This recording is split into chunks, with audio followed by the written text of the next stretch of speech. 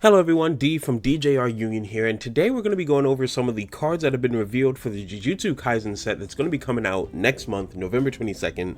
So we're going to be looking at each of these cards. I'm going to be reading through the ones that they've been releasing over the time of, I believe the past week or so. And I'm just going to be explaining what the card does, and then I'm going to be giving my honest opinion on what I believe this card is going to be good for. And we're going to be pretty much starting right here with this Gojo. You can get him now just by participating in the weekly tournaments that are going around during the tournament run that ends in December. And yeah, so for this card, if there is a blue or purple card on your opponent's field, you can reduce this card's required energy by 1, making him a 2 energy cost instead of the 3. And while it's in your hand, you get to play it out just that 1 extra energy earlier. So for example, let's say you're going first, you can play your 0 cost card, then you can play, let your opponent go. On your second turn, you'd play a second card. At that point, you already find out if they're playing blue or if they're playing purple. And then when you play this card, after you play that second card down, now at your point of having 2 energy up, you can bring out Gojo to then instantly have 4 energy by the end of turn 2, therefore making your advancement in the game move so much quicker. I'm not going in any particular order, like most recent to oldest or oldest to most recent. I'm just going from one card to another card. I am saving the best cards for last. It's going to be 3 different cards, 2 of them just to show off what the S art looks like, and 1 to show off what your chase card is going to be when it comes to this set.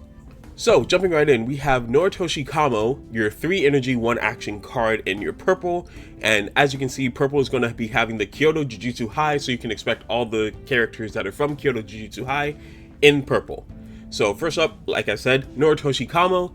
Every time he attacks at 3k BP, it's pretty much going to be something that you're going to be wanting to do. So every time you attack, you get to choose 1 character on your opponent's front line, and it will lose 1000 BP until the end of turn, which is really good because considering how a lot of the more powerful cards are typically around the 4000 BP range mark, you can literally attack with him and still put your opponent at a disadvantage because that 4k character that they have is now 3k and in threat of being killed by Noroshi Camo. It's a really good card. It really allows you to be able to attack on the offensive even if you're at a disadvantage when it comes to the BP number. Your next card over here is your 0 energy 1 action Mai Zenin. As we all know, we got Maki and we got Mai. I'm just saying, 2 really great characters, 2 of my favorites. And Kyoto Jujutsu High, as we know. And when you play her, anytime she's played, you get to choose 1 other character on your field, not her, but 1 other character on the field, and they will gain a 1000 BP buff until the end of the turn. Therefore, if you were to play Noroshi Camo first and then play Mai Zenin, Noroshi Camo would then be 4k and being able to nerf a character by 1k on the turn he can attack. Let's say you're going up against a Kurpa, you can attack with Noroshi Camo, Mai Zenin when you play him on the turn, and buff Camo up to 4k. Nerfing Kurapika by 1k, bringing him down to 4k, puts him at a pressured position where they may choose not to block with Kurapika just because they don't want to lose such a valuable character, especially with his raid being as powerful as it is. They probably do not want to lose that, so they might let it go through, but let's be honest, they have ways to work around it. So yeah. Next up is going to be our first blue Yuji Itori that we're coming across today. I say first because there is going to be more later, specifically that chase card that we're going to be going after. This one is 3 energy, 2 action, he generates 2 energy, and has 3k BP. Now for 2 action, like me and so many people have said before, if a card has 2 actions needed in order to play it, it needs to have an effect that is worthy of those 2 actions. Yuji Itori. This one, when he is played, you get to choose up to 1 character with 3500 or less BP on your opponent's front line. And if you have 1 or 2 Sakuna's Finger cards in your sideline, which we will be getting to soon, you get to return the chosen character to their hand.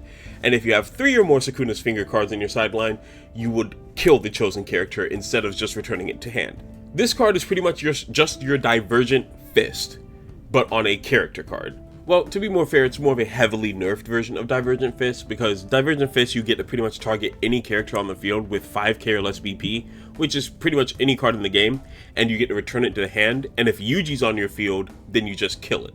So Divergent Fist is pretty much your really strong kill card in this set, and this card being able to return a card to the hand is alright, but the 3500 or less BP is not that great considering how a lot of the main cards you're going to want to do this to are going to be 4K or higher.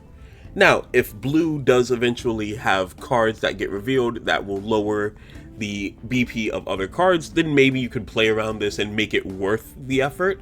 But for right now, just as this card is now, I wouldn't personally recommend playing it into your deck unless you have a way to, again, nerf a character, whether it's by lowering their BP amount or by literally derating the character and having its fodder version underneath it. That's not as strong as 4K or even 35K in most cases. Moving on, we have Megami Fushiguro, 4 energy, 2 actions. Love this card art, by the way. This is probably, this is some really nice card art. It's an SR. This is my boy right here. This is my boy, Megami Fushiguro, bro. I freaking love this character. I don't care what anyone has to say. This is my guy. Now, when you play him, you choose up to one character with 3K or less BP on your opponent's field and return it to their hand. So as you can see, blue is going to have a huge focus on returning cards to the hand rather than sidelining them or putting them in rest or anything for this particular set. And at 4K BP, he's not bad. The only problem is the 2 actions. Yes, you get to return a card to the hand, but with it being 3K or less, it's not that great. If I were to be 100% honest with you, 3K or less BP is pretty much just your fodder blockers, your chump blockers. Sure, it can handle getting rid of characters with like nullify impact for cards like Gojo with impact, but it's still not something that's insane to where you would warrant the 2 actions, unless of course you have a card again that can nerf a character.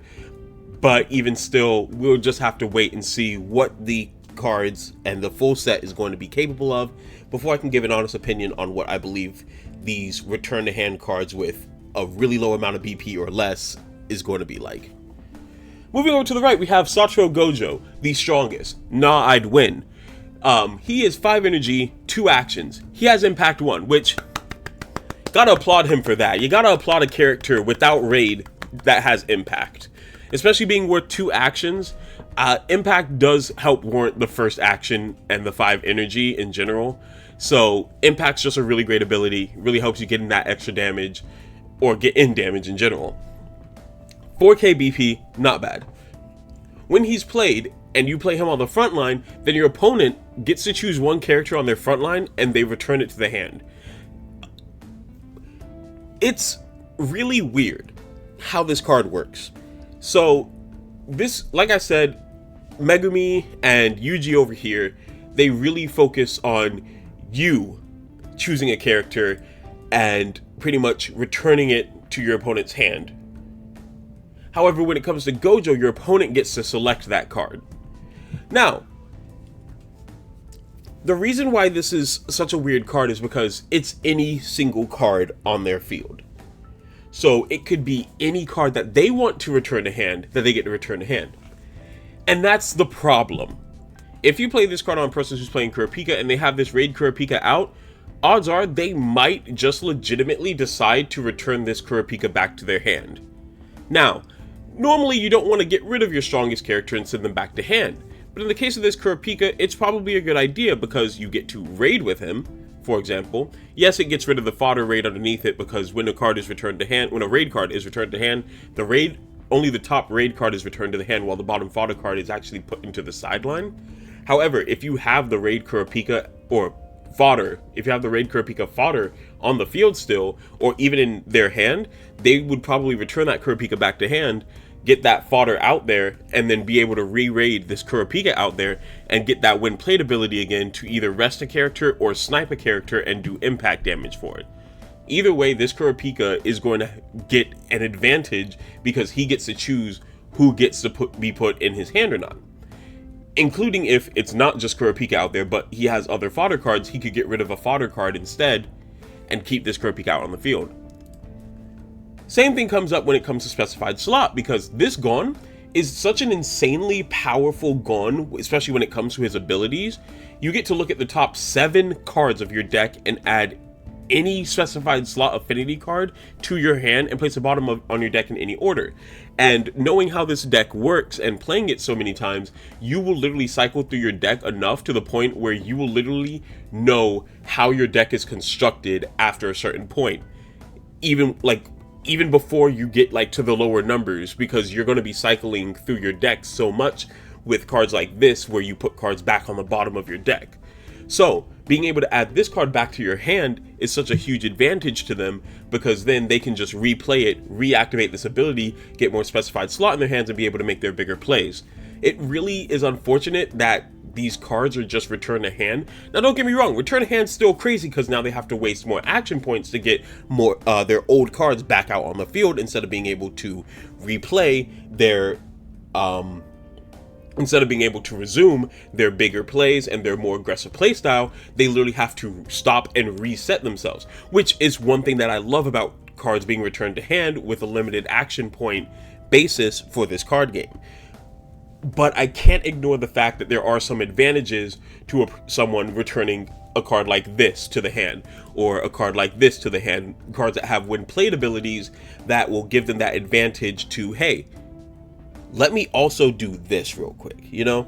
The winner card that's going on right now, earlier I did show off the participation card you get, which is the Gojo that I mentioned at the very start of this video. But here we have KtoAnomy, which is the winner card that's going around in this circuit right now. And he has 4 energy, 2 actions, 4k BP, which is, again, you know, really good.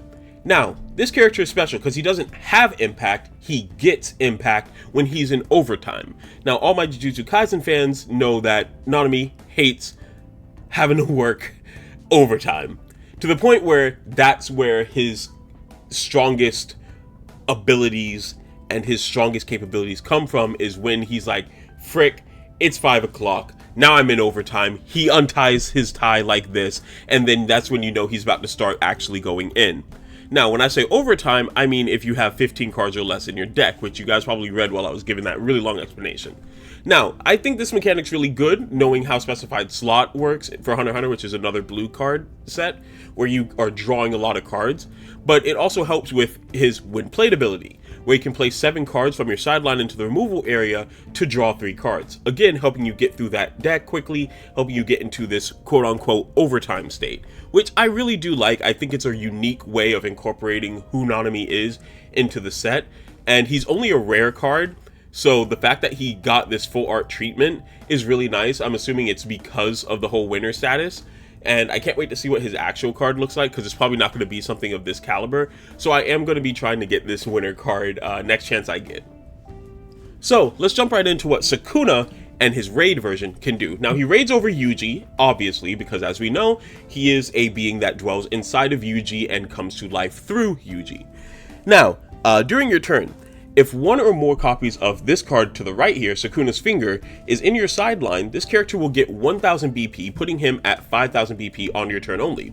However, if there are 2 or more in your sideline, he will get Impact, which is pretty good. Essentially, your Sakuna's Fingers are event cards, so you're going to be putting them in your grave over time.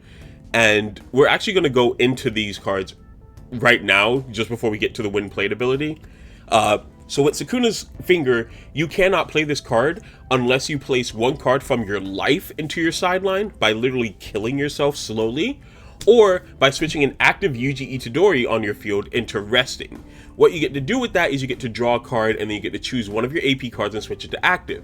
So essentially you're activating Sakuna's Finger for free and getting 1 free card draw off of it, even though you are hurting yourself, or switching a Yuji to resting. Now, switching the Yuji to resting isn't too bad of a thing if you have a raid Sakuna and can raid on top of that Yuji, or if that Yuji resides in the back line, and at that point, you don't even really need that Yuji as much, so switching him to resting isn't that big of a drawback. Now, the way Sakuna's Finger works, since it is an event card, is as soon as you play it, it goes straight to your sideline, which means you're not just sacrificing them, you're not just getting rid of them, you're actually benefiting off of them, which will then benefit Sakuna over here with the ability of having 1, if you activate this card 1 time, oh look, I get to increase his BP by 1k, or if there's 2 times that you've used this in the game, oh hey, now he also has Impact.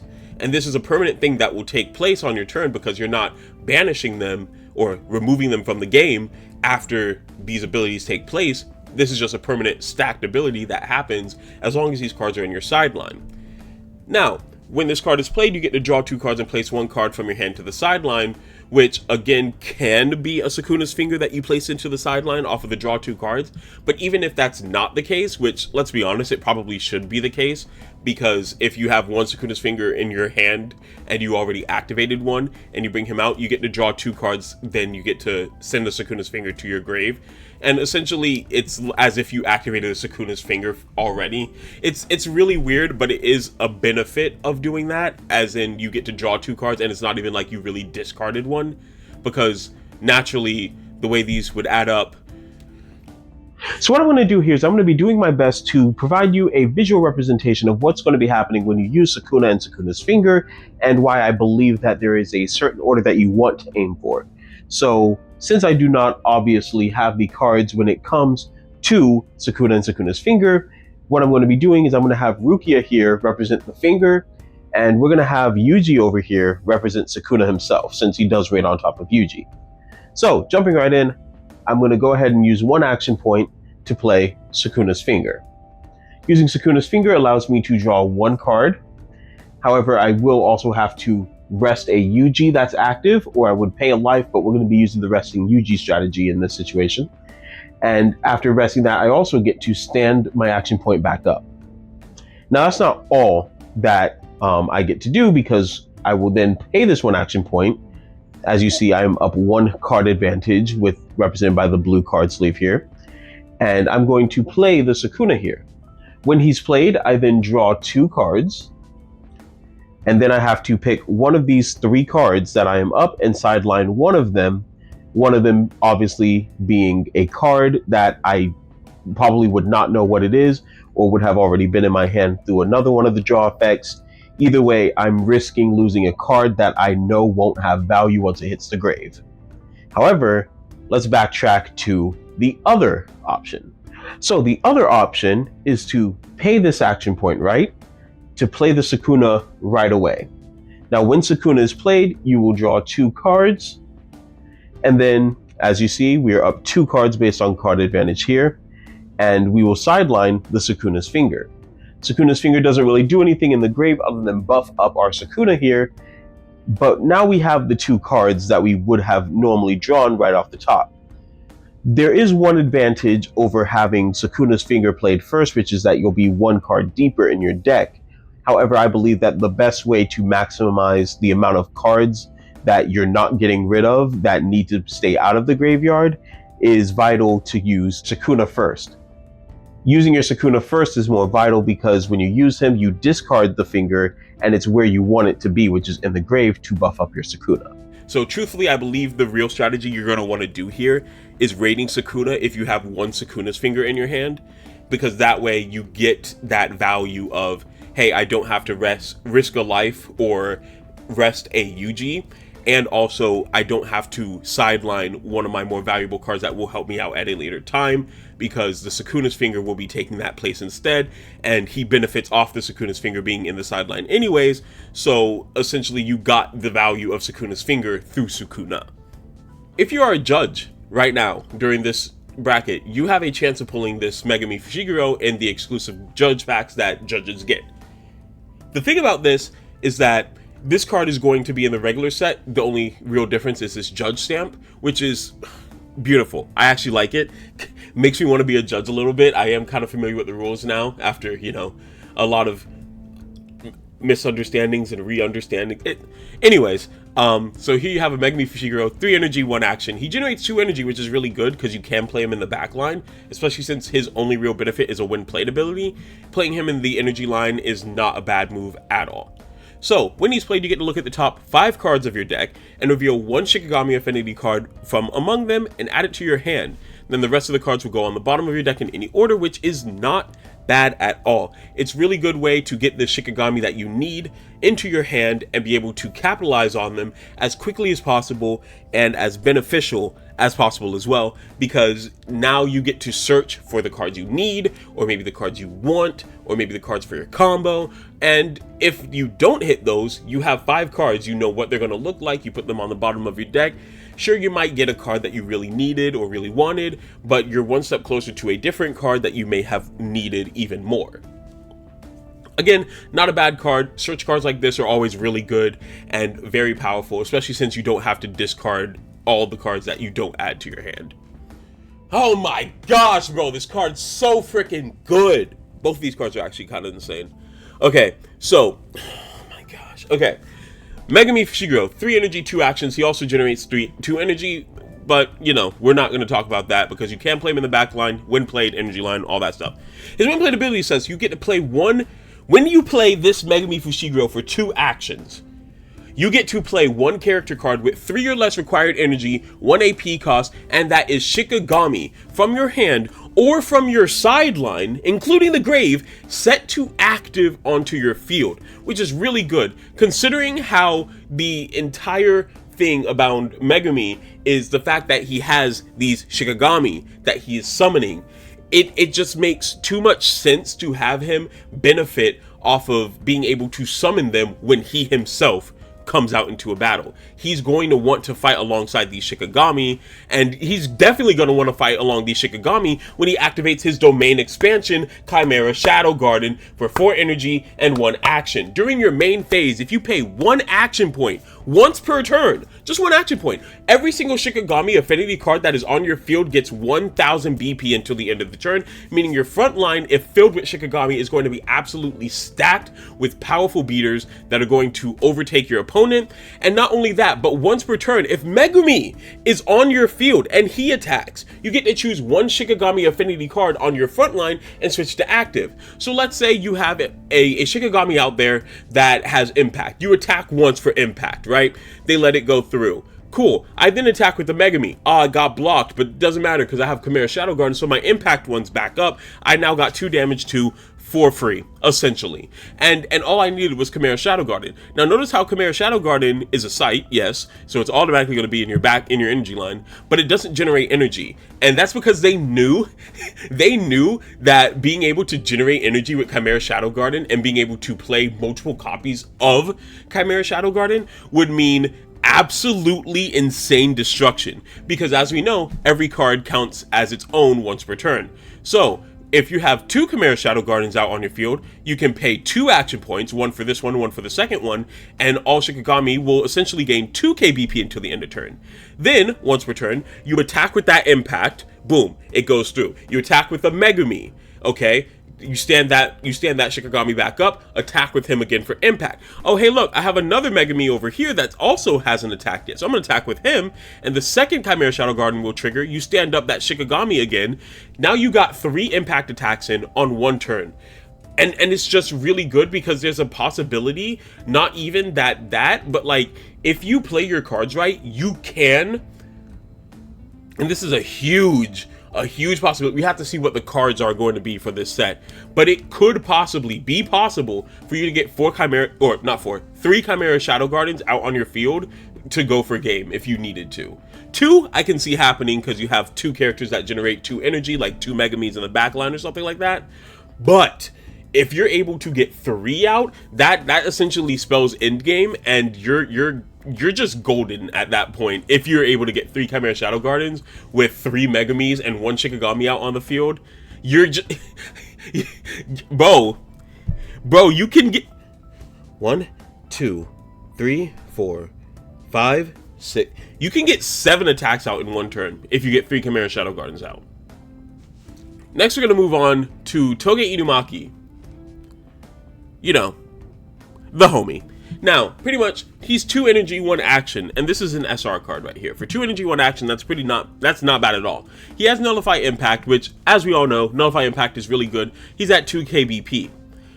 Nullifying Impact, getting rid of impact attacks, that's fine. You know, he sacrifices himself so that way you don't have to take the impact damage.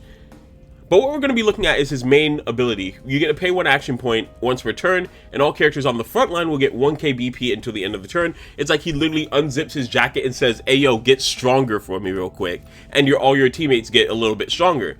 The thing about this is that you can play him in the back line, and let's just say hypothetically you're playing with the Shikigami and you have Chimera Shadow Garden out. You pay 1 action point to activate it so that all Shikigami get 1 KBP, and if you have that Megami on the front line, you can pay 1 action point for Toge Inumaki to give everyone 1K, therefore putting all Shikigami at 2K and that Megami at an extra 1K as well.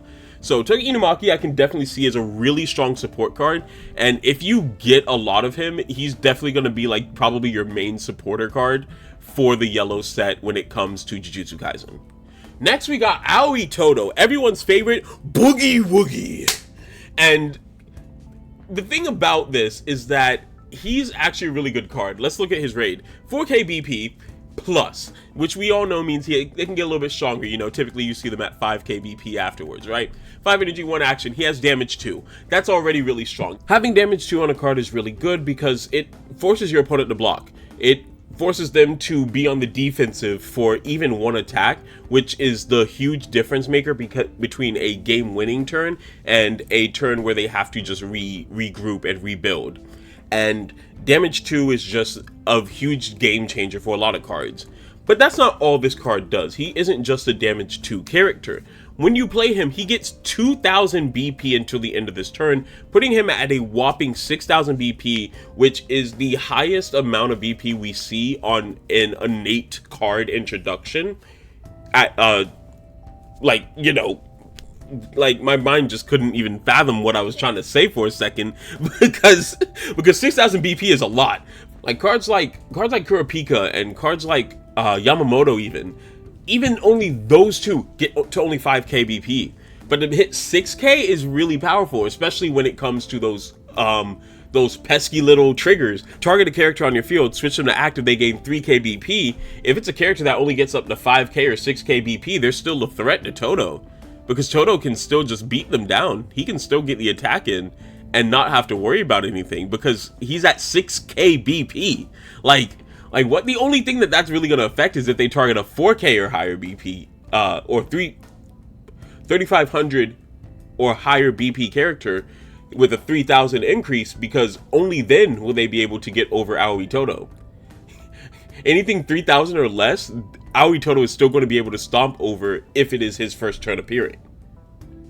So Aoi Toto is going to be a really good card. I can't wait to see what else Kyoto Jujutsu Kai have to offer. I feel like this deck's going to be really strong, especially considering some of the other cards like Mai Zenin and Noroshi Camo, because being able to nerf a character by 1k BP and buff a character by 1k BP respectively is really strong when you consider everything that Aoi Toto is capable of. He's able to literally be the main champion of the deck and overpower your opponents with just absolute brute force. And I can't wait to see what else he can do. Also, I forgot to mention, you can also choose one character on both your opponent's front line and energy line and swap them. So let's say they have a really powerful card on their front line and a really weak card on their energy line, switch them. They can't bring that energy card back, so get rid of one of their 2 energy generating cards. Bring it to the front line. Now, if they hit a raid character, maybe they can't raid with it anymore. Or, even better, they can't move that energy card back to the energy line. Like I was literally just saying, it's just, he not only brute forces, but has such a good control presence on the field as well. He's able to literally just dominate the field the second he comes out. And I'm honestly kind of scared to see what purple, I almost said Jujutsu High. It's crazy to see what purple Jujutsu Kaisen is going to offer, and I'm so here for it. I'm so ready for it. And for our last card, we have the chase card of the set. This is Yuji Itori. He does not have a signed version of the card. However, you see this little number right here, /100. Do you know what this is? This is a serialized card. And for those who aren't too familiar with collectible card games or card games in general, a serialized card is a card that only gets an X amount of cards printed. This Yuji Itori is going to only have 100 printings of this card out there. So as you know, D, J, and R, that's right, me, J, and R, are all going to be buying a few boxes ourselves in order to try to get a couple of these. I'm not going to lie. Having a few of these on us are going to be pretty nice to see. But yeah, so this is going to be your number 1 chase card because it's serialized, because there's only going to be 100 copies of it printed, and the value of this card is probably going to shoot up because it's when playability isn't something to sneeze at either. When he's played, you get to choose any character with 4k or less BP on your opponent's front line and return to their hand. Yes, it's not a kill card, but you get to return a 4k or less BP card on the field to the hand. That could even include Toto, because by the time this Yuji is rated, assuming it's on your turn, not on the turn that Toto came out, but assuming it's your turn, you can send that Toto back to the hand. Yeah, sure, he'll get stronger next, again, when he comes back out and he's able to switch again cards and stuff, which, let's be honest, picking Toto is probably not the best option. So, don't. But, let's just say it's Toto. You send Toto to the hand, it's raid fodder, then goes to the sideline. Here, you're not able to do anything with it anymore, because that fodder is in the sideline once the raid goes to hand. Not only that, but other really strong cards that are it's just a good control card. And I feel like that's all Jujutsu Kaisen is trying to be, is control, but not too controlling. So blue wants to focus on everything being in your hand. It wants you to reset and rebuild, which is essentially how Black Flash kind of interrupts Cursed Flow, like that one single frame of mixing everything together. It's like an interrupt of sorts. But purple over here is all about buffing their team, and Toto's all about controlling your energy line and front line. And even if we were to jump to yellow, we don't really see too much control going on here, but he controls the field once he gets his Shikigami out. So it's interesting to see how they're making these sets and how true they're staying to the series and each character as well, in order to make them appear more like you're actually playing with the character and not just a card that says, hey, we're gonna do this on it. It finds a way to somehow relate to the character in and of itself. Now, that's gonna be pretty much it for this video. I did want to, like I said, mention or go through these cards of Jujutsu Kaisen that are going to be coming out November 22nd, and I cannot wait for it. Personally, I do like Jujutsu Kaisen. I think it's really good. If you guys have read the manga, you've read the manga. If you haven't, you haven't. That's all I'm going to say about that.